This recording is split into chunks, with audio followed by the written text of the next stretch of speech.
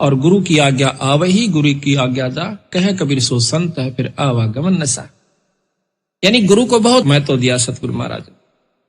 अब यहां गुरु क्या सिखाता है? प्रथम ये लंबी दंडौत कीजिए। अगर ऐसा नहीं करता है तो अधिकारी नहीं हो पाएगा। चाहे हम कितनी अच्छी पोस्ट पे हैं, चाहे एसपी सिलेक्ट हुए और जाकर ट्रेनिंग सेंटर में जाते हैं, उनको पूरा रिहर्सल करवाया जाता है, लंबी क्रॉलिंग भी करवाई जाती है, लंबा सारा जो भी उनकी प्रक्रिया वो सारी करनी पड़ती है, फिर जाकर के वो अधिकारी बनता है। अगर वो ऐसा नहीं करता तो वहां फेल हो जाता है। इसी प्रकार यहां पर आने के बाद हमने वो रिहर्सल जो गुरु बताया होगा करनी पड़ेगी। अगर ऐसा आप नहीं करते हो तो आप उससे क्षेत्र के अधिकारी नहीं हो।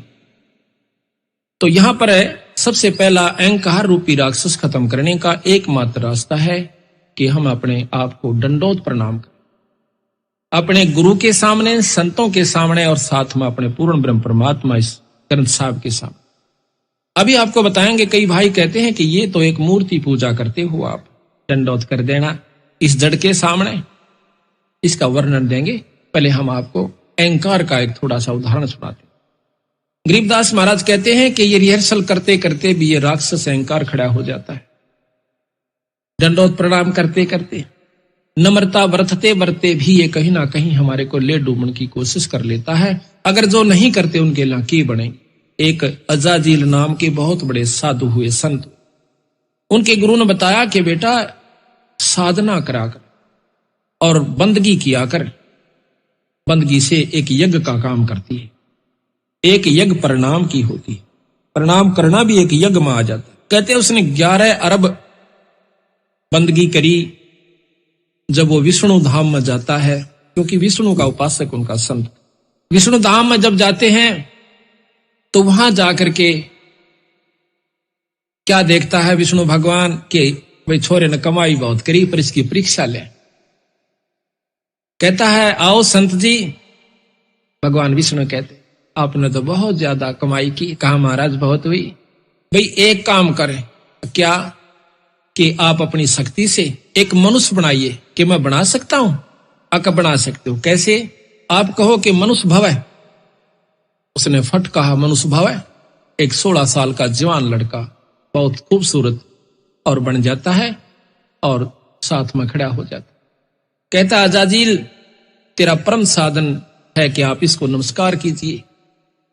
अब अजाजील हैरान हो जासे कि इसको मैं दंडौत करूं?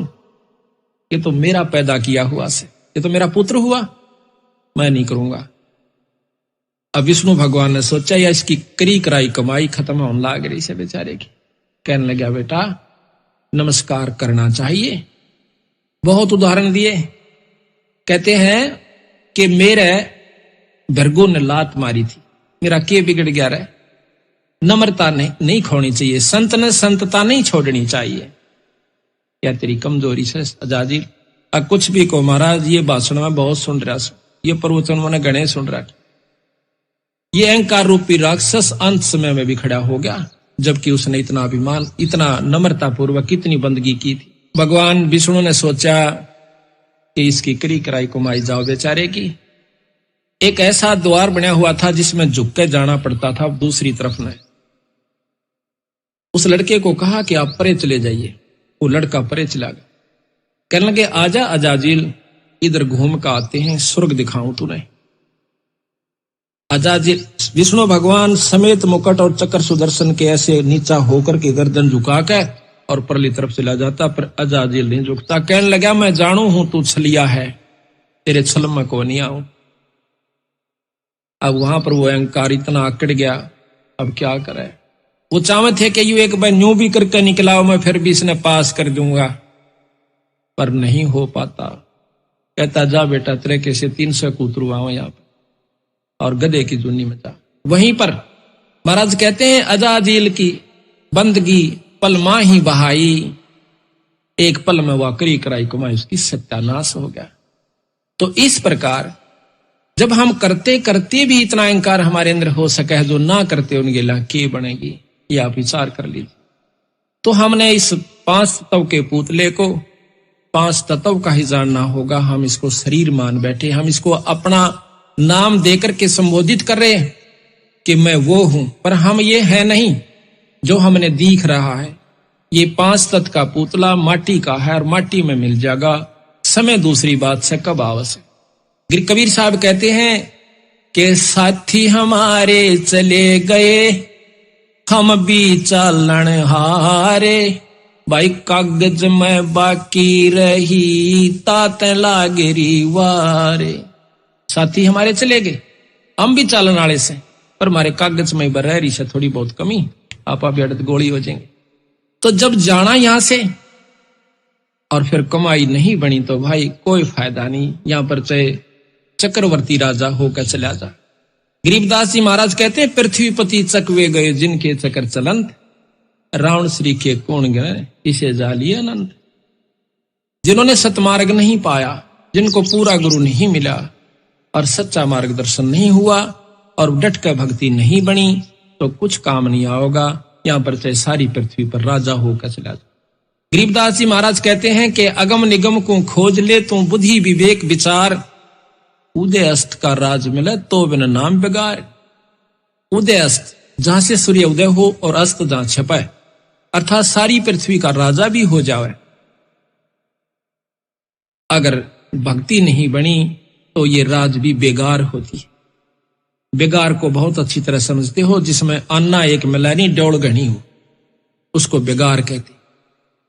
तो इसी प्रकार संत आकर के हमें बार बार समझाने की कोशिश कर, जैसा आपको सबसे पहले बताया था कि ये संतों की कृपा से हमें ज्ञान होता है और गुरु का इसमें सबसे बड़ा महत्व सतगुरु महाराज। प्रथम तो हम भक्ति मार्ग पर लगते नहीं, और लगते हैं तब मनमुखी हो जाते हैं, मनमुखी होने तब बात नहीं बनती। अभी आपको बताया था कि जो साधक थे वो मनमुखी हो गए, वो राक्षस बन गए, अपने हिसाब से साधना करनी शुरू कर दी, अपने हिसाब से चलना शुरू कर दिया, जिसके कारण वो अपनी भक्ति को भी नष्ट कर गए और अपने आप को सत्यानाश करके चले गए। उस समय उनको महसूस नहीं होता, उस समय तो वह सोचते हैं तू बहुत कुछ कर रहा है। तो इसी प्रकार हम आपको विशेष रूप से समझाने की कोशिश करेंगे, क्योंकि हमारा कोई स्वार्थ नहीं है आपसे, परमार्थ जरूर है। हमने इस बात का पता चला तभी हम इस मार्ग को अपनाया और इस रास्ते को अपना करके चले, और जिसका परिणाम यह हुआ कि आज 10-15 हजार भक्त आत्माएं जो कि कति नरक में डूबी हुई थी, आज सतगुरु शरण में आकर आज उनकी फुलवाड़ी सी खिली हुई से सारे परिवार की। दारू छोड़ दी उस परिवार ने, हुक्का तमाकू सिगरेट छोड़ दिया। जिनके माता पिताजी आकर के दारू पी के आया करते थे और बच्चे कोना में लुक जाया करते थे, उसकी मां ने कुट्या करता था, बच्चे आगा जंग उनका बेराना कित थप्पड़ मार दिया करता, होठ सूज जाया कर। पिता ने आकर अपने बच्चों को छाती के लगाना होता है, वो दुष्ट आत्मा उनको कुट्या करते थे उस पानी को पी करके, कड़वे पानी को पीकर। आज उस परिवार में वो बच्चे इतने सुखी और प्रफुल्लित हैं। आज ये देख रहे छोटे छोटे बच्चे, ये तो टेलीविजन आगे भी नहीं बैठ सकते इतनी सावधानी से जितने के आज यहां बैठे हुए। क्यों बैठे हुए कि इनके पिछले संस्कार बहुत ही अच्छे हैं, जो कि ये सत्संग में आकर के इतनी सावधानी से सुनते हैं। हमने यहां रोहतक में सत्संग किया 6-6 घंटे, ये छोटे छोटे बालक में बैठे रहा करते थे, 1 मिनट भी ये उठ करके कहीं नहीं जाया करते थे।